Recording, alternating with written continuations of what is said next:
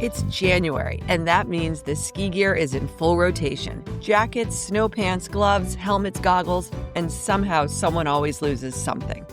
That's why I use Mabel's labels. These waterproof, weatherproof, stick-to-anything labels are a total game changer.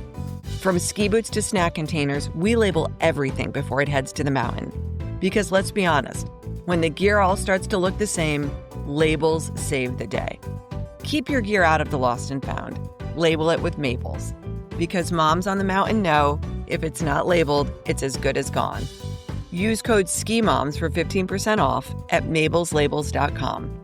Some exclusions apply. Code is not valid on sale items or stamps.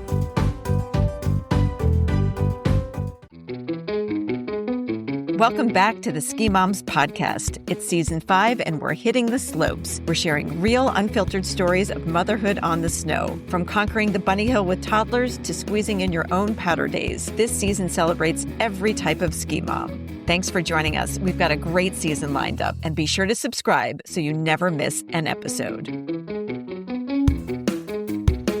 The Ski Moms are thrilled to welcome Tally Lancey. She is a Big Sky real estate expert. She has spent the past 18 years representing Big Sky buyers and sellers and playing in the outdoors. And she's going to tell us about the state of real estate in her mountain town and give us insider tips for planning our dream Big Sky vacation. So welcome, Tally. Hi, so happy to be here. I love what you guys are doing. Well, we are thrilled to tap into your insider knowledge. So for the listeners, you won't hear Sarah's voice on this one. She just couldn't do it. And with the time change from the mountain town to the East Coast, we had to get creative. And we've had so many people wanting us to cover Big Sky that we just had to jump at the chance. So how did you end up in this amazing mountain town? Mostly by accident. I was raised in Ohio, educated in Virginia, and was lucky enough to be awarded an internship right out of college in the West. And I moved to Big Sky, sight unseen, souls unknown, mountains unclimbed in 2005, and had grown up skiing, but really didn't know how to ski in my adult body. So I came to Big Sky mostly just as a young college grad who wanted to experience the West. And I was very lucky to have stumbled into employee housing, which was a very convenient and easy way to get started here. I got to live with some ski patrollers, and the benefits at the time included free ski lessons. So I got to learn how to ski in this adult body and subsequently got my real estate license. And then the market crashed. I started in the business when no one wanted to buy. That is fascinating. You're touching on a lot of points, but first I have to say, did you ever ski Boston Mills Brandywine? No, I grew up skiing. Oh gosh, I should have thought of this. Perfect North outside of Cincinnati, which I'm pretty sure is a trash dump. I'm not sure. It could be, but it's also home to Nick Gepper, like 5-time Olympian. He grew up. Shout out to Nick. Shout out to Nick. Since you've been on the ground, can you sort of describe what you've seen, how the growth has happened over those years? I think one of the most interesting things about Big Sky is that we are only 52 years old. 53 years ago, no roads, no power lines, no nothing. So compared to marketplaces in our competitive set, we are quite young. And you can feel that when you're here. It seems like, gosh, this place is coming out of the ground right before my very eyes. And that's true. Crested Butte has a much more established town. We are building it right now. So Chet Huntley started Big Sky Resort back in 1972 and 3, and unfortunately passed away before he was able to see the ski area open. But his legacy is still very much alive and well here through his family members. He started Big Sky Resort, and our mountain is also different from everywhere else because it's privately owned. So you can think of it as being shaped like a 4-sided pyramid, and 3 sides of it are privately owned. The 4th is wilderness area. The first 2 were operated by Big Sky Resort, and then later in the 90s, Moonlight Basin had the other side. Well, during the early 2000s or the mid 2000s, Moonlight, Yellowstone Club, Spanish Peaks all went bankrupt. And it wasn't, through any fault of their own. That was just what was occurring across the nation. And as a result of that, the private equity firm that acquired several of these organizations, and as a result, benefit to the skier, Moonlight Basin and Big Sky Resort became one massive ski area, one set of ski patrol, ski school, groomers, all of that. And boy, has it been a real boon to the skier to have access with one ticket to the largest contiguous ski area in the US.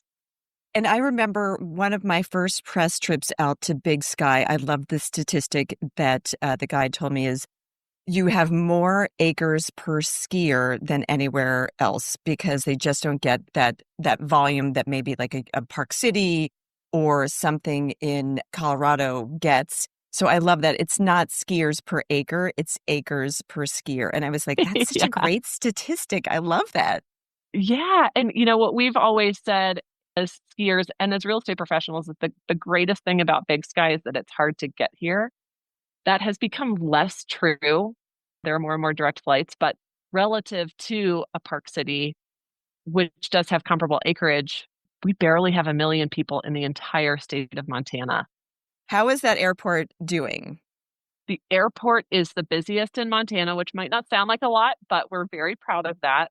It is incredibly charming. You're right to remember a giant bronze grizzly bear. There are Canadian geese suspended over the terminal. It really does welcome you beautifully. There are fireplaces. It feels like a ski lodge. So it's a great way to start your trip here. And going down to the terminal and getting your luggage is like, wow, it's sort of stepping back in time. And Sarah and I are huge haters of the Denver International Airport. We have talked about it many times. It's so easy to get a rental car. So easy to get a rental car at the Bozeman Airport. You could throw a stone at the rentals, but I will say you do have to book them in advance because You of the do. volume that they do there. Yes, extremely busy. And hot tip, rent a car. We don't have Uber in Big Sky. We are just too remote for that business model to work. So I advise all of my clients to rent a car. But yeah, planning ahead is important. So we get in, we get our rental car, we got our bags. By the way, super short time from landing to bag retrieval because there's not that many gates. So the crews there are very efficient at getting the bags off the plane and onto the baggage carousels.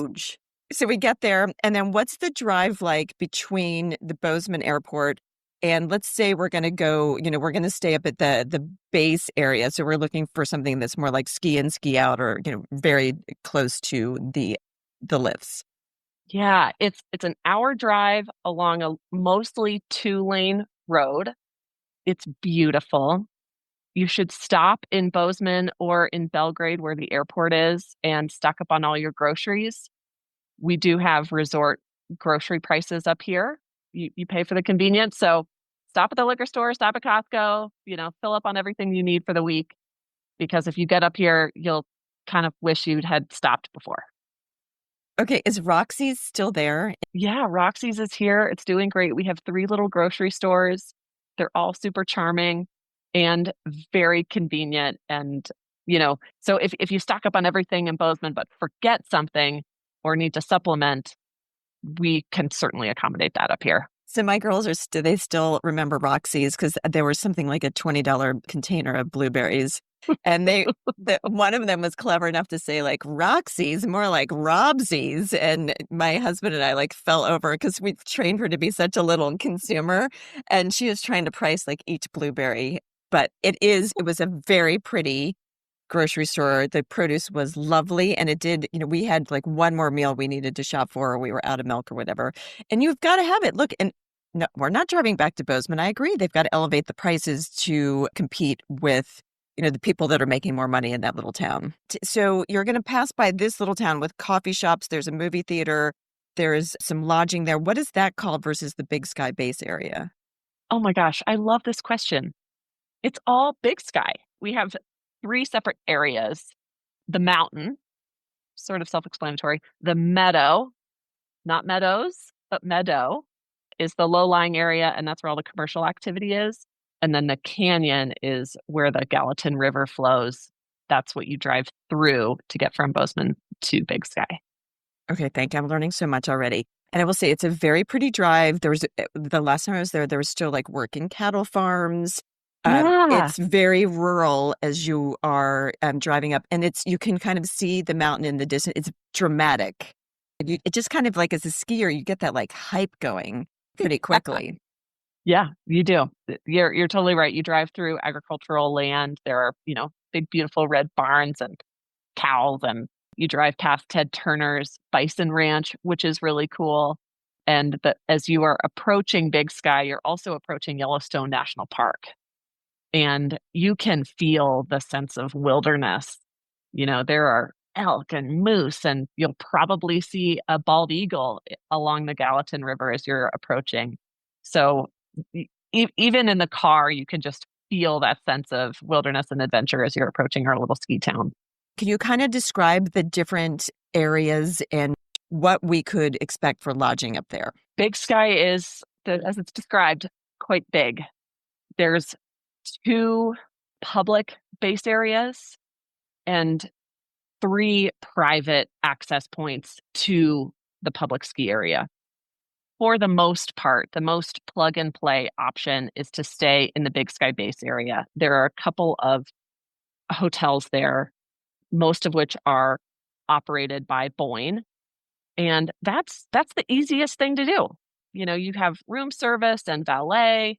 You're right, the ski access is right out your back door. That is the most convenient option. That's where all the restaurants are. Ski rental is there. Yeah, and I will say, like, that's also for families. I would say, like, a great call because that little area has more of like a walking village where they can explore, and then they have a lot of après things set up there that is right in that little village. And there are, if the hotel option doesn't feel quite right, say you're traveling with your sibling and cousins and all of that, there are a lot of Airbnbs, houses and condos that are as convenient. Maybe they don't have a pool or room service, but, you compromise one way or the other. Being right there in the hub is where most people plan their first vacation. I would say my customers who come back over and over, and a lot of people who come to Big Sky do, they consider those trade-offs, and sometimes it's a better value to stay in the meadow, which is 6 miles away. It's an easy 10-minute drive. The highway is well maintained. It's not an intimidating drive. There's also free transportation between the mountain and the meadow that runs every half an hour.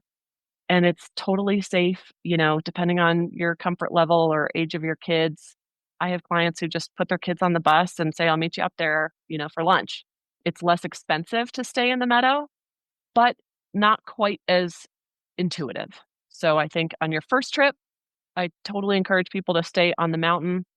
Maybe on that second, third, fourth trip, you'll stay in the meadow where you can, be closer to Roxy's and the $20 blueberries and the movie theater and, a yoga place. Maybe you're going to go on your off day, or you want to go explore Yellowstone Park. There are other places you can stay in Spanish Peaks Mountain Club or Moonlight Basin. These are our private clubs that do have short-term rentals. The amenities are not available to the public except for the skiing. And your listeners are skiers, so you can rent a house at Moonlight Basin, ski in and out, have a ball. You just can't use the amenities there. But that's okay because the ski access is the best at Moonlight because it's the highest in elevation. The views are extraordinary. The homes are out of this world. The trade-off is that you can't walk many places. So it's not as convenient from a dining standpoint. But, if you plan ahead and you like to have crock-pot chili at home, as I read on your bio, then that's a terrific option. Okay, so you talked a little bit about the clubs, and I have toured both Moonlight and Spanish Peaks, and I always come away thinking like, wow, this is a great proposition. Tell us why we want to consider, if we're looking at real estate, one of a club like one of these? They are, I would say, the most popular products, and that's reflected in the pricing. The reason that people want to join the clubs is for I would say a couple of reasons. The quality of the product, the real estate product itself is quite high end. Secondarily, the amenities, so pool, concierge, pickleball, and I think for a lot of people, what they find quite valuable is a sense of community. When you're coming here on vacation, it's really nice to run into the same people and for your kids to develop relationships with other members' kids. So at both clubs, you have to buy real estate in order to join the clubs. And that entry point is pretty high. For people who can afford it, it's amazing, and I highly recommend it. The meadow outside of the clubs where I live is also really, really amazing. And it's easy to make friends outside of the clubs. And we have a great golf course and a pool and community center and all of that. So we really do have something for everyone. You mentioned it briefly, but there is a nearby neighbor called the Yellowstone Club. Not everyone listening to this podcast may have heard about it, and they've probably heard of Yellowstone, the show, unrelated. This is another private club, but it is not affiliated with Big Sky. Is that correct? That is correct. Yellowstone Club is in Big Sky. It is adjacent to the Big Sky ski area. They have their own private ski area, and some homes there are ski in, ski out to both Yellowstone Club and Big Sky, which is pretty amazing. But we're talking about, like, if you were saying Moonlight Basin and Spanish Peaks were expensive, is Yellowstone Club like 3x expensive of those options? At least, yes. At least, okay.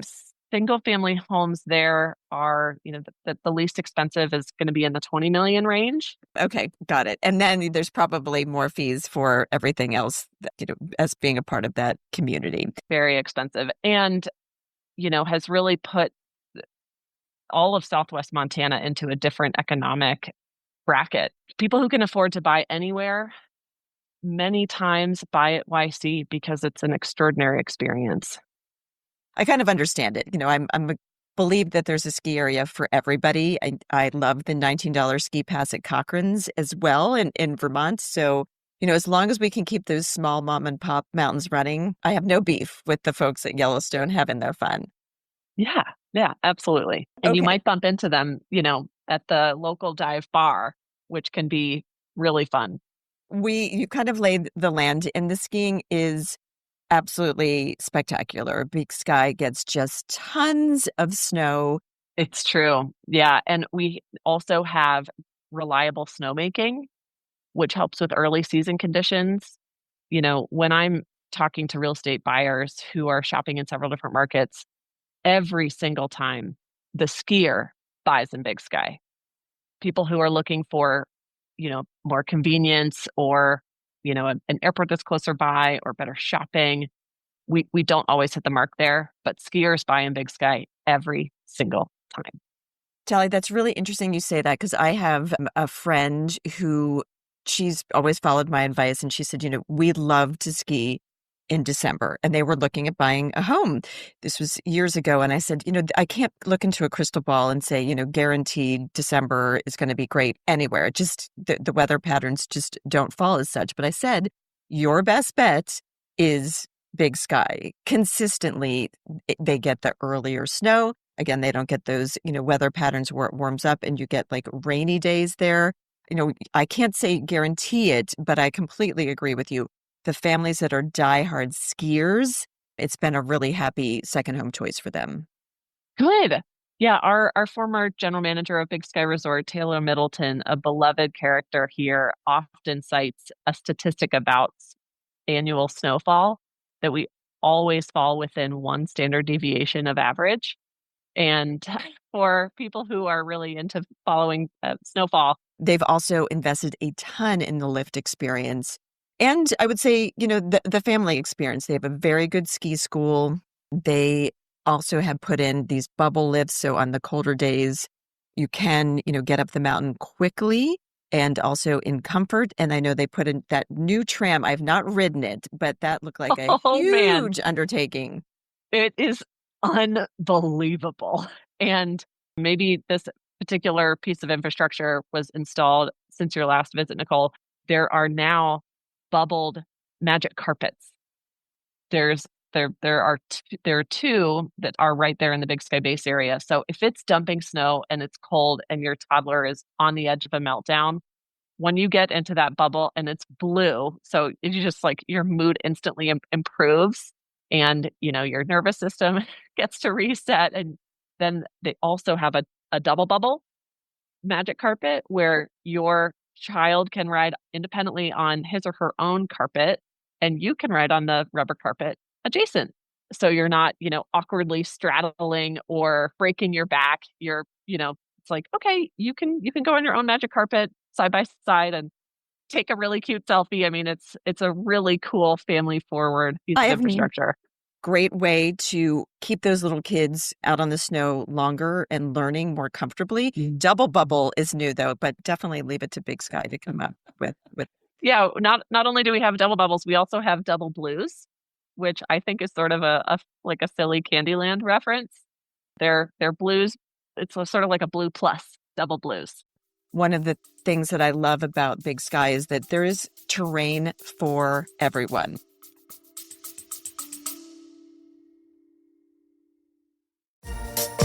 Hey, Ski Moms, are you ready to take what we talk about here on the podcast to the mountain?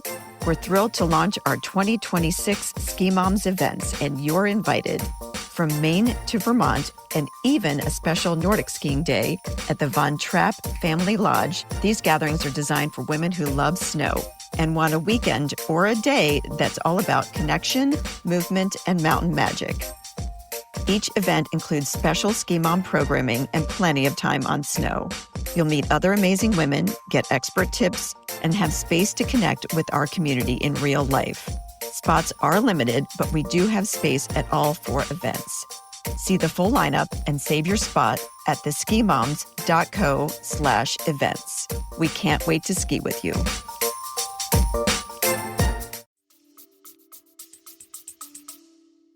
And non-skiers, you can take the tram as a scenic occupant, ride it all the way up in your sneakers, have a look around. You can see the Tetons clear from the top of Lone Peak, and then safely descend back in the tram.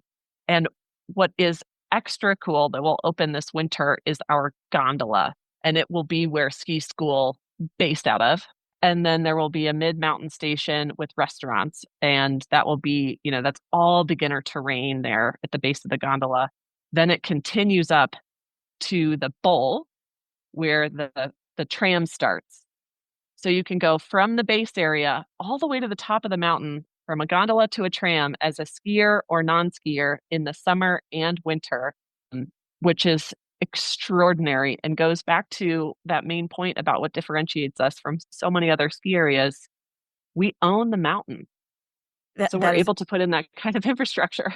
And I love that you were talking about the non-skier experience, or maybe people are at different levels. So they can enjoy that tram and they can enjoy on-mountain dining. It's so special to, get to have a lunch with a view or a dinner with a view. And we still have these amazing pictures of our girls out on the lounge chairs at Everett's under blankets. You would go up there and you have this beautiful dinner, you take the lift up and down, and just things like that.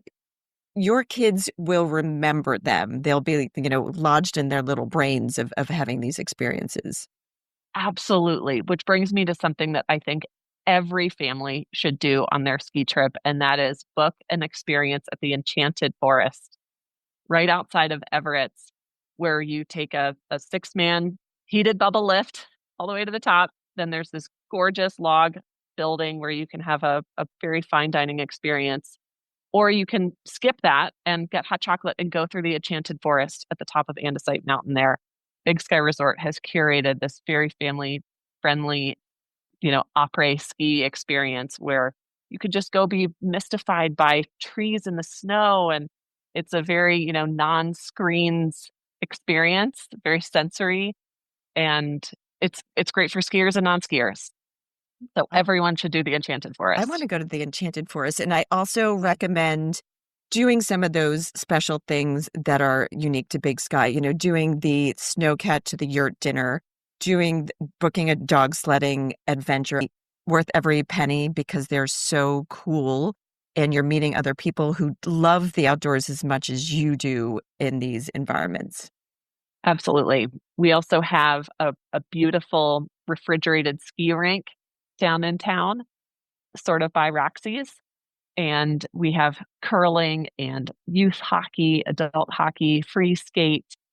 It's all lit and it's outdoors. I mean, it's like you can look at the stars while you're skating, and that's pretty magical as well. One other thing, I don't think you should leave Big Sky without an experience at Lone Mountain Ranch, which is that it's a beautiful cross-country terrain there. They do offer lessons. It's a great place to learn. There's expert instruction there.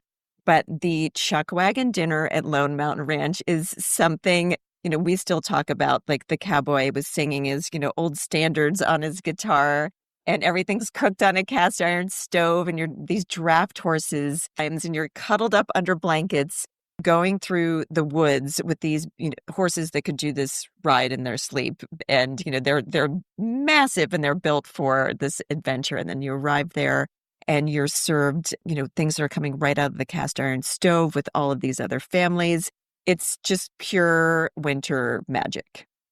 I'm so glad you brought it up. And the people who know Lone Mountain Ranch will be quick to correct me when I say that before 1972, there was nothing in Big Sky, because Lone Mountain Ranch was there. It was the Bee Barquet. And when Chet Huntley first discovered Big Sky, it was at the Bee Barquet. So I'm oversimplifying when I say there was nothing here. Lone Mountain Ranch was here. And that sleigh ride dinner with Bruce Anfinson, he's the cowboy poet. There's no power at this little cabin. And, it is as wholesome of an experience as you can find. The atmosphere is incredible. And for little kids who are lucky enough to go, they also have little goats at the barn. So when you're checking in and, buying your bottle of wine to go up there, they have, little bits of corn. You can go feed these goats who are quite full of corn, I will note. Well-fed and super goats, friendly. Yeah. Yes. And again, just it's so stinking wholesome and memorable. Does it feel Western still? Does it feel other? Tell us, what is the vibe there? Yeah. So in the winter, there is so much snow on the ground that we don't really get that, we're not riding horses and things, but there's definitely a Western flair for sure. In the summer, much more so. To speak to the Western culture of Southwest Montana, one experience that is a must-do is our local ski joring event. This is when very brave, adventurous skier hops on their skis or a snowboard behind a horse, and they're pulled like they're water skiing, but they're ski joring. Local volunteers build a course where the horses go in one direction and the skier is directed with their own agility over little, ramps. And in some years, there's even a hot tub with flames on either side, and you jump over the flames and the people in the hot tub. And it's quite a spectacle. Okay. When is this happening? I mean, Sarah and I are going to book our tickets now. Yeah. It happens in February, and it is so incredible. I mean, I know that there's ski joring in other places, but this occurs right in the middle of town and has such a grassroots vibe. It's really, really fun. Definitely feels like a Western experience. You've sold us. Where do we even start? So do you start with a budget? Do you start just looking at places? How do we get going? The first thing I recommend all my customers do is to hire a buyer broker. Whether it's me or someone else, I might not be the right fit for everyone. There are a lot of great realtors in town. Before you start clicking around on Zillow, click around on Zillow for an agent and hire someone to do all the legwork for you. The reason is Big Sky is unincorporated. We don't have a government here. We're overseen by 2 different counties. The consequence of that is that our mapping software is a little bit funny because we don't have mail delivery.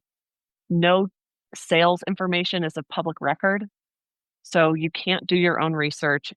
it just can be a little frustrating as a buyer to educate oneself online, which is why I advocate that people just find someone they trust who's a hardworking local and they can get you started.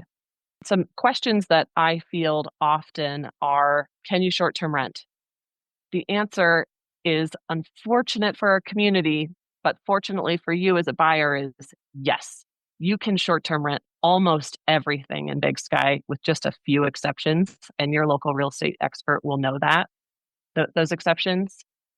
The follow-up to that question is, what kind of revenue can I expect? And I'll oversimplify again for the sake of the brevity, none. You can, if you are to pay cash, if you don't take out a mortgage, your short-term rental income can offset the majority of your expenses. So you'll about break even. Now, if I'm wrong, or your local real estate expert is wrong, you'll be pleasantly surprised. But I just would never want anyone to, especially someone with a family, to buy an investment property and have a shortfall and feel disappointed or be in a pinch. Buying real estate in any ski town should be fun, not stressful. Yeah, I think that's excellent advice to be realistic about this. If you want to put it in the short-term rental pool, it sounds like you could defray some of your expenses. It is going to also add some wear and tear onto your house. Is there anything else that we should be looking at? The advice I give customers is always to, expect to break even, potentially realize appreciation. That is certainly not a guarantee, but it's really about convenience. Going on a ski trip requires, as you said, a lot of gear, and it might be worth it if your financial circumstance affords you this luxury to keep all your stuff here. That makes getting here from Chicago or Houston so much easier. And for people who can afford it, it's really worth it. Yeah, and I know back in the post-COVID times when people were remote working, a lot of these mountain areas became even more attractive because you could be working remotely and then have this very full outdoor life experience. Yeah, between the introduction of the Icon Pass, I believe that was in 2018, the 18-19 winter, between Icon and the COVID work from home boom, our real estate prices have tripled just since 2018. So if you've been watching the real estate market and you haven't purchased, dang it, what have you been waiting for? Does anything under 2 million even exist out there? Definitely. Oh, yeah. The Meadow is not only a better value, but lower carrying costs because the HOA dues aren't as high. There isn't as much snow removal. And I tell my customers, walkability is the new ski in, ski out. I just had some clients here last week from Texas who came out with their 4 kids, and they said, we've been here for a week and we haven't gotten in our car.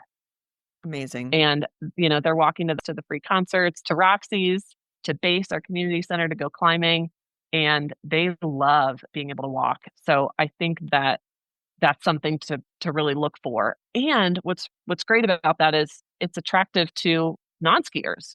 Oftentimes I see in couples, one person has more of a passion for skiing and the other may not. Being in the Meadow accommodates both people. And you were talking a little bit about summer activities. Is there a season where it's not as beautiful? Do we need to be realistic about the opportunities to go to Big Sky? I know summer sounds beautiful, fly fishing, hiking. Do you have a mud season? Do you have a stick season there? We do, yeah. Spring and fall are pretty quiet. The fall is a little bit more accessible. The weather's a little bit nicer. The spring is just not that great because we can't recreate very much. The trails are just too muddy. The summer, truly my advice in preparation for this podcast, I thought, what's the one takeaway?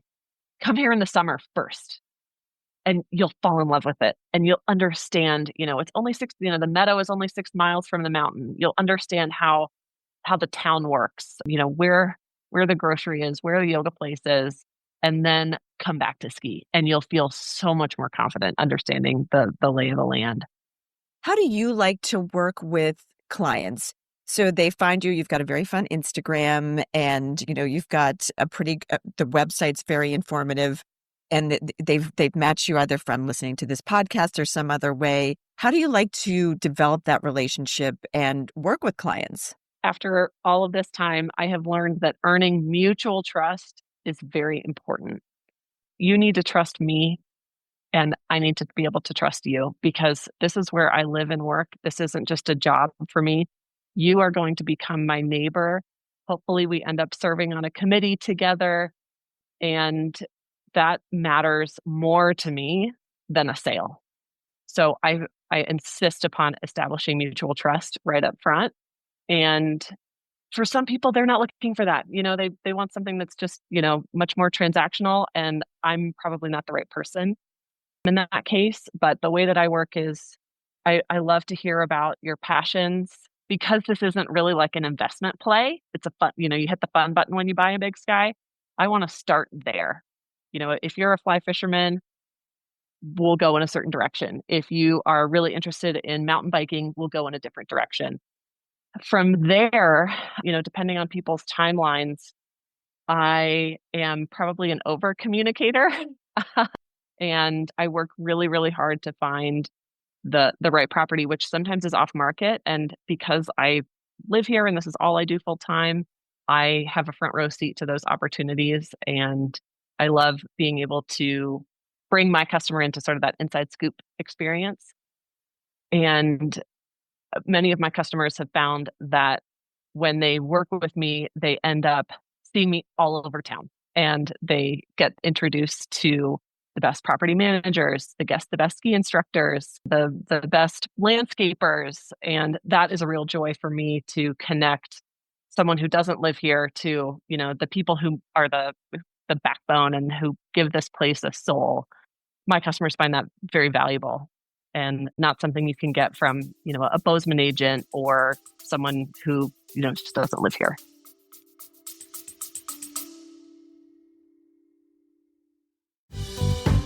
It's January, and that means the ski gear is in full rotation. Jackets, snow pants, gloves, helmets, goggles, and somehow someone always loses something. That's why I use Mabel's labels. These waterproof, weatherproof, stick-to-anything labels are a total game changer. From ski boots to snack containers, we label everything before it heads to the mountain. Because let's be honest, when the gear all starts to look the same, labels save the day. Keep your gear out of the lost and found. Label it with Mabel's. Because moms on the mountain know, if it's not labeled, it's as good as gone. Use code SKIMOMS for 15% off at mabelslabels.com. Some exclusions apply. Code is not valid on sale items or stamps.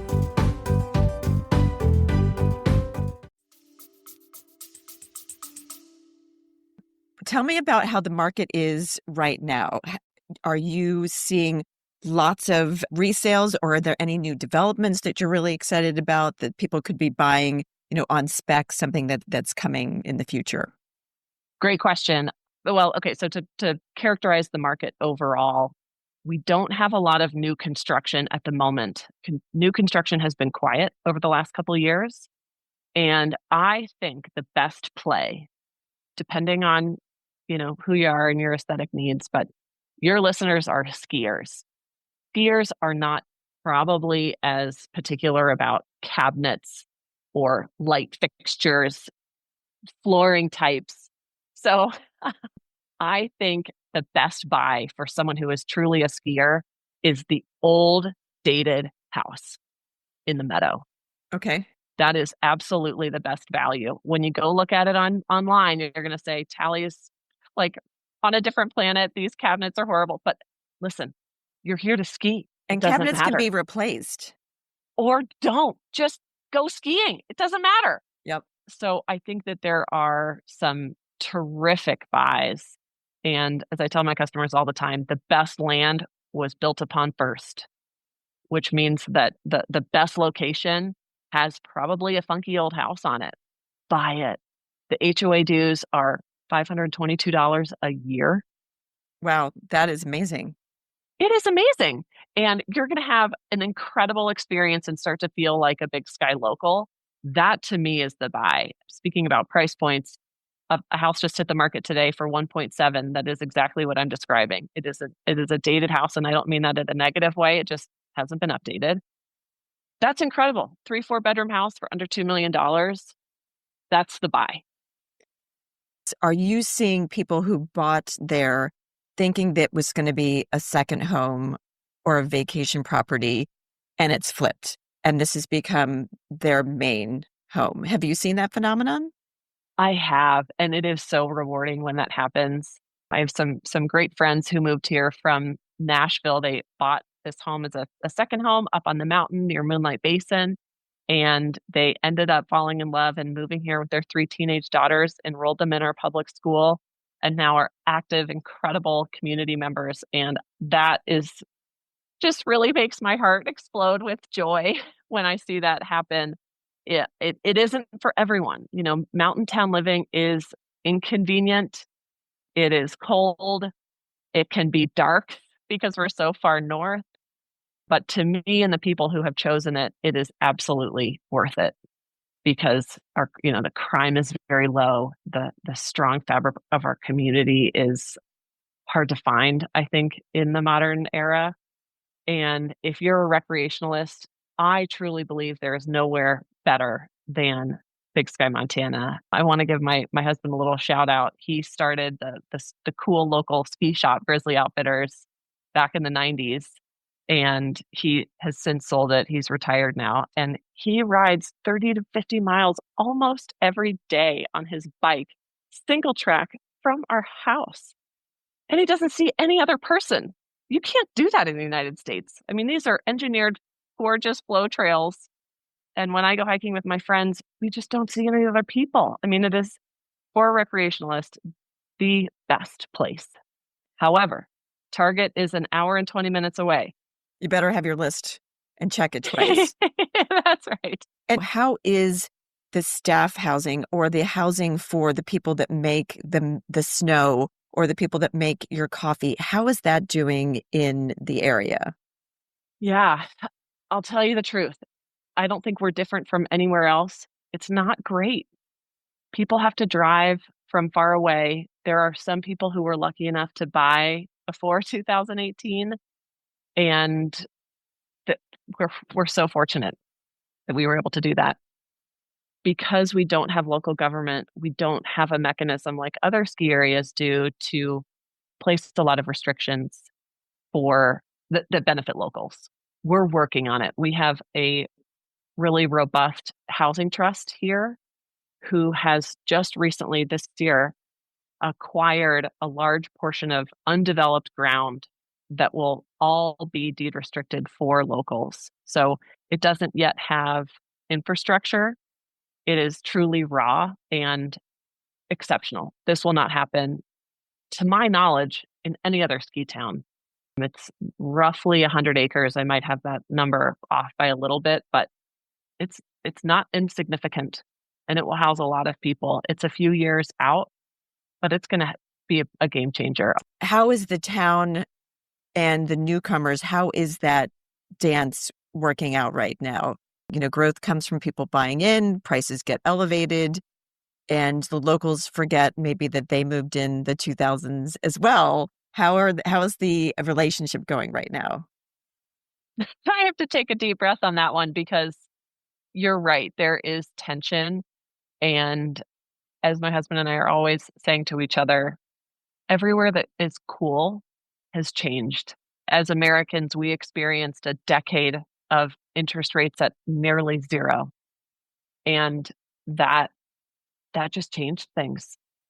So as far as the relationship between new locals, old locals, tourists, there's just been so much change in the last really 6 years since COVID that I think we all have just gotten accustomed to change. The GM years ago had that, I know that we were following online, and he had just the reminder to everybody that you just have to be kind. People want to ski and people want to work, and we have to make space for one another. You're absolutely right. Yeah. I'll mention Taylor Middleton again because he is just such a legendary character. He always said that he was treated well when he moved here, and he wants to extend that courtesy to everyone who follows after him. And I feel the exact same way. I mean, People were so welcoming to me as a non-skier. I think if I had said in some of my introductory meetings, like, I ski, people would have been even nicer. So knowing that your listeners are ski forward means that they'll be welcomed with open arms. That's what we're all here to do. Tally, you have been a wealth of information and knowledge. Thank you so much for everything. We can't let you go, though, without talking about the après-ski experience. And as an insider, like, what does it look like when you finish an adventure? We don't want to blow up some super secret place, but where should we be heading to after our ski day? I think that everyone should check out One and Only. It is a brand new hotel. There is a gondola from the Madison base area, which is a public area, that takes you directly to One and Only, and it will have the preeminent après-ski scene in North America. Wow, that's a big promise. And then if we're in town, so Grizzlies is still going strong for our apparel, but is there a favorite place there for drinks, food, any other experiences we can't miss out on?